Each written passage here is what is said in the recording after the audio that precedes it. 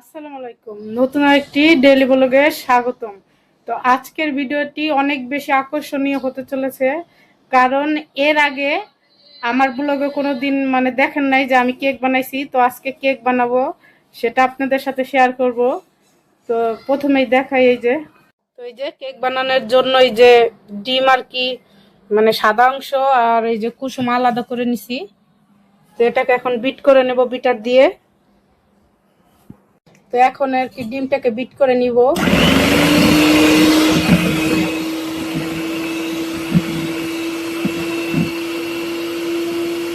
তো এখন এই যে আস্তে আস্তে চিনি অ্যাড করে দিব।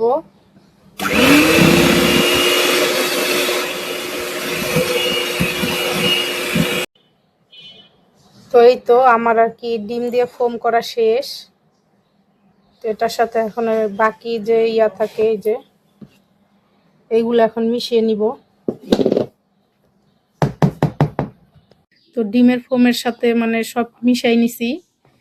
তো এখন এই যে মোল্ডে ঢেলে নিব। তো দুই চুলায় দুইটা কেক বসাই দিছি।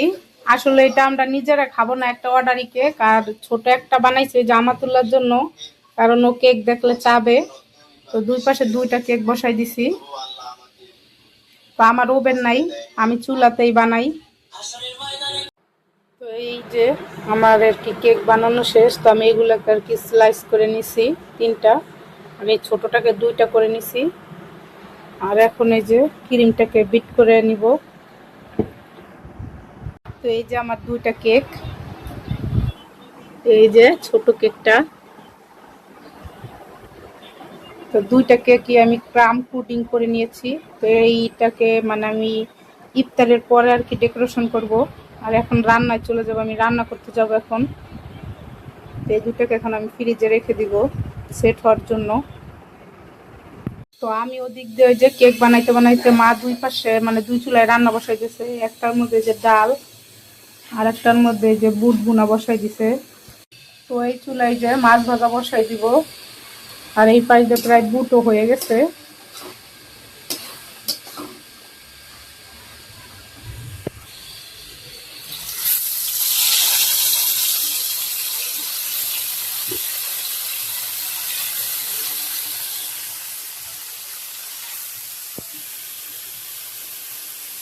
বন্ধ।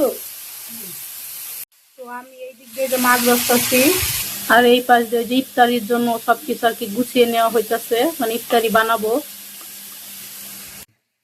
তো মাছ ভাজা শেষ, এখন ওই যে মাছ ভুনা করবো, সেই জন্য পেঁয়াজটাকে ভেজে নিতেছি। আর এই পাশে এই যে পেঁয়াজ বেগুনি আলুর চপ ভাজবো, সেই জন্য তাওয়া বসাই দিছি। এই যে সব গুছিয়ে নিছি, এখন ভাজবো।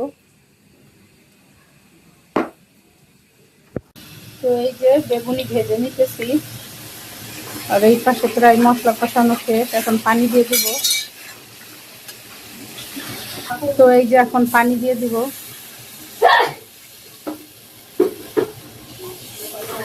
তো এই পেঁয়াজ কটা ভাজা শেষ হলে আমার ইফতারি বানানো শেষ। তো এই ফাঁকে দেখি আমরা আজকে কি কি রান্না করলাম। তো আজকে বেশি কিছু রান্না করা হয় নাই। প্রথমেই আছে এই যে পোয়া মাছ ভুনা, তারপর আছে ডাল দিয়ে পাট শাক দিয়ে রান্না করা হয়েছে। আর এদিকটা তো আছে বুট ভুনা ইফতারির জন্য।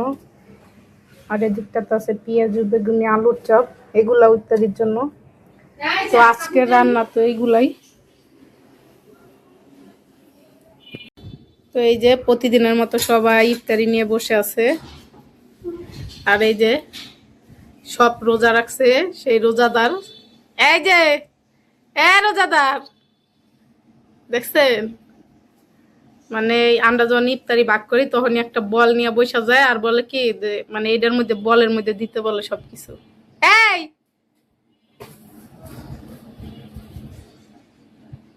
মশা মারুস, মশা অনেক মশা হয়েছে। এই আমাতুল্লাহ, ইস কি আসি, তুমি কয়টা রোজা রাখছো? এই তো এই যে আলহামদুলিল্লাহ কেকটা বানিয়ে ফেললাম।